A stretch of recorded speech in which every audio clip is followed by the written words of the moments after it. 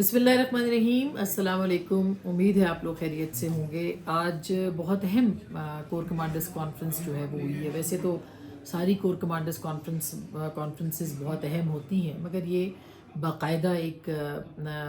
इंतखाबात के बाद और इंतकाल इक़्तिदार के बाद की कोर कमांडर्स कॉन्फ्रेंस थी, जिसमें कि बहुत अहम पैगामात और एलानात जो हैं वो अब मंजर आम पर आ चुके हैं और एलामिया की सूरत आए हैं। दो तीन चीज़ें बहुत वाज़ेह हैं जो कि आज के इस एलामिया के अंदर आई हैं। उसका मैं थोड़ा सा बैकग्राउंड आपको बताना चाहती हूँ कि क्यों ये और ज़्यादा सख्त बयानात 9 मई के हवाले से या सोशल मीडिया के हवाले से या इंतखाबात के हवाले से जो है वो सामने आए। उसकी एक बड़ी वजह ये है कि आज सुबह जो है वो इमरान खान साहब की जो बहन है अलीमा खान साहिबा, वो मुलाकात के लिए इमरान खान साहब के पास गई। और 2 दिन से जो मिसाक मफाहमत की बात हो रही थी या मिसाक मईशत की बात हो रही थी, उसके हवाले से ये बहुत अहम था कि इमरान खान साहब या अपनी पार्टी को क्या गाइड करते हैं या वो किस तरह से आगे बढ़ते हैं। लेकिन आपने देखा कि इमरान खान साहब जो हैं, उन्होंने आज जो पैगाम दिया, वो पैगाम बहुत ही सख्त पैगाम के ज़िम्रे में आता है। और ऐसे लगता है कि वो जो पैगामात उनको मफाहमत के हवाले से या टेबल पे बैठने के हवाले से या एक तरह से ममलिकत को चलाने के हवाले से आ रहे थे और जो उनको दावत दी जा रही थी कि वो बात करें, उसके ऊपर उससे उन्होंने साफ इनकार कर दिया। और अगर देखा जाए कि एक तरफ कल असद कैसर साहब और शेर अफजल मरवत साहब जो हैं, उन्होंने पार्लियामेंट में कुछ जो सोशल मीडिया के लोग थे उनके साथ प्रेस टॉक की और बड़े एक वाज़े लफ्ज़ों में मुनज़्ज़म अंदाज में ये ऐलान किया कि हैदर मेहदी हों या फिर आदिल राजा हों या जितने भी नोटोरियस कैरेक्टर्स जो हैं वो बाहर हैं, उनके साथ बातचीत नहीं होगी। ये उन्होंने बहुत वाज़े लफ्ज़ों में कल पैगाम दिया। लेकिन साथ ही साथ में अली अमीन गंडापुर साहब ने ना सिर्फ वज़ीर आज़म की जो तकरीब थी उससे बायकॉट किया, बल्कि आज सुबह जब वो मिलने के लिए गए इमरान खान साहब से और जो बाहर आके उन्होंने गुफ्तगू की, वो मेरा ख्याल है कि बहुत सारे उस पर सवालात उठते हैं। मसलन उन्होंने ये कहा कि वो अपने सूबे के हक़ के लिए हर हद तक जाएंगे, और ये पहले उन्होंने मादनियात की एक दफ़ा बात की और फिर उसके बाद जो है वो उनके सूबे के जो वसाइल हैं उनके हवाले से। और ये शिकायत सबको हैं। ये खैबर पख्तूनख्वा की भी बहुत अरसे से शिकायत है कि वफाक उनके पैसे दे। ये शिकायत जो हैं ये सिंध को भी है। लेकिन जो लबो लहजा है वो ज़ाहिर है कि एक महाजराई और एक टेंशन की तरफ जो है वो ज़्यादा निशानदही करता है। फिर जो बात की गई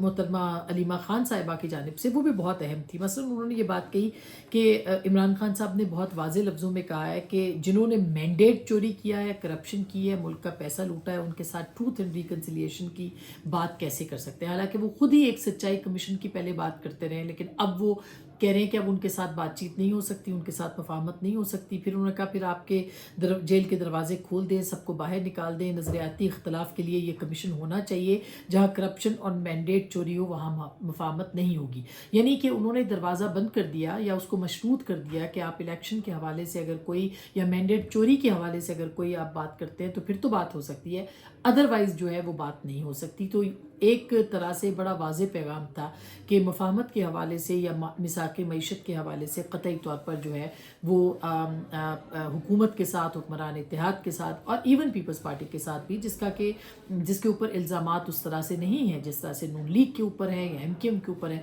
उनके हवाले से बात की गई है। ये भी याद रहे कि हो सकता है कि इसके पीछे एक बहुत बड़ा मामला ये भी हो कि पूरी दुनिया को पाकिस्तान तहरीक इंसाफ एक पैगाम दे रही थी या अमेरिका से कह रही थी कि आप इलेक्शन को ना तस्लीम करें, आप इनको जो है फौरी तौर पर इलेक्शन को मुस्तरद करें, ये मैंडेट चोरी हुआ है, ऑडिट करवाएं और फिर हम उसके बाद जो है वो बातचीत करेंगे। तो उस मामले के ऊपर एक वाज़े उनको पूरी दुनिया से पैगाम भी आ गया। जब नरेंद्र मोदी साहब ने, जब अमेरिकी स्टेट डिपार्टमेंट ने, जब रशिया ने, चाइना ने, ईरान ने, टर्की ने, सऊदी अरब ने, UAE ने, सब ने जो है वो वज़ीर आज़म को मुबारकबाद दे दी। तो एक वो भी बात हो सकती है। लेकिन क्या पाकिस्तान तहरीक इंसाफ वाकई मफाहमत की तरफ जाएगी? असद कैसर साहब की जो टोन है उससे वो एक प्रेशर टैक्टिक्स के तौर पे वो बात कर रहे हैं, वो ये प्रेशर बढ़ा रहे हैं, मगर اصل معاملہ یہ ہوگا کہ آج کی اس جو کور کمانڈرز کانفرنس ہے اس کے بعد جو معاملات ہیں وہ کدھر جا سکتے ہیں. تو کور کمانڈرز کانفرنس میں جو باتیں کہی گئی ہیں وہ بہت واضح ہیں اور اس کے اوپر میرا خیال ہے کہ کوئی لگی لپٹی تو کوئی رہی نہیں ہے اور ایک بہت اہم پیغام ہے جو کہ دے دیا گیا ہے. مثلاً یہ کہا گیا ہے کہ فیک نیوز اور مس انفارمیشن جو ہے اس پہ تشویش ہے، جبکہ چند عناصر جو ہیں وہ غلط خبریں پھیلا کر عوام میں مایوسی پھیلانا چاہتے ہیں. ایسے عناصر سوسائٹی میں تقسیم پیدا کرنا چاہتے ہیں. میڈیا بالخصوص سوشل میڈیا کے کچھ مفاد پرست عناصر نے مسلح افواج کو بغیر کسی ثبوت کے بدنام کیا ہے. اور انہوں نے یہ بھی کہا کہ وزیر اعظم شہباز شریف کے عزم کے مطابق 9 مئی کے منصوبہ سازوں سہولت کاروں سے سختی سے نمٹا جائے گا اور کوئی کسی قسم کی یعنی مفاہمت جو ہے وہ 9 مئی کے حوالے سے اختیار نہیں کی جائے گی. یہ یاد رہے کہ 9 مئی کے اوپر جو ہے وہ کل ایک جوڈیشل کمیشن کی بھی بات بلاول بھٹو صاحب نے کی تھی اور اس کو بھی تسلیم کیا گیا تھا، لیکن یہ کہا گیا تھا پی ٹی آئی کی طرف سے کہ یہ جو معاملہ ہے اس کے اوپر جوڈیشل کمیشن مشروط کیا جائے اور سی بی ایمز کے طور پہ کچھ لوگوں کو جو ہے وہ رہا بھی کیا جائے. اور آج ایک قرارداد بھی جو ہے وہ جمع کروائی گئی کہ عمران خان صاحب کو جو ہے وہ رہا کیا جائے. اب یہ جو آج اعلامیہ آیا ہے پاک فوج کا یا پاکستان ملٹری کا، اس کے اندر تو بہت واضح لفظوں کے اندر ایک ہی پیغام ہے کہ جو لوگ سوشل میڈیا کے حوالے سے مذموم مقاصد کے ذریعے پروپیگنڈا پھیلا رہے ہیں یا الزامات لگا رہے ہیں، ان کے ساتھ ان کو بھی جو ہے وہ ان کی بھی مذمت کی گئی ہے. اور اس کے ساتھ ساتھ 9 مئی کے حوالے سے اگر حکومت کچھ سوچ رہی تھی کہ کوئی کمیشن بنایا جائے یا پھر یہ کہ کچھ لوگوں کو رہا کیا جائے، لیکن بے شک کمیشن نہ بھی بنایا جائے وہ بات کی بات ہے، لیکن اگر کوئی سافٹ کارنر تھا بھی تو یہ میرا خیال ہے کہ ایک بہت ہی سخت میسج جو ہے وہ کور کمانڈرز کی جانب سے آیا ہے کہ 9 مئی کے حوالے سے بات چیت آگے نہیں بڑھے گی. یہ اصل میں عمران خان صاحب کا جو رد عمل ہے اور اس کے اوپر جو ایکشن، ہر ایکشن کا ری ایکشن ہوتا ہے، انہوں نے ری ایکشن دیا ہے خواتین کی نشستوں کے بعد، انہوں نے ری ایکشن دیا ہے کہ الیکشن کے حوالے سے جو ان کے تحفظات ہیں ان کو دور کیا جائے، اور دوسری طرف سے اور بہت سخت ری ایکشن جو ہے وہ خیبر پختونخوا ایک یونٹ اور ایک اکائی کے طور پہ جو ہے وہ علی امین گنڈاپور صاحب نے دیا ہے، جس کے بعد یہ جو معاملہ ہے اس کو کور کمانڈرز کانفرنس کے اندر نہ صرف اٹھایا گیا ہے، دیکھا گیا ہے، بلکہ جو یہ اعلامیہ ہے اس میں تو صاف کہا گیا ہے کہ کسی قسم کی کوئی رعایت جو ہے اس معاملے کے اوپر برتی نہیں جائے گی. آنے والے دنوں میں خیبر پختونخوا کی سیاست کیا ہوگی، وہاں پر بہت اہم فیصلے آئندہ چند دنوں کے اندر ہوں گے صدارتی انتخاب کے بعد کہ گورنر کون ہوگا اور اس کا کیا کردار ہوگا. یہ بہت اہم ہوگا دیکھنا. صدارتی انتخاب کے حوالے سے بھی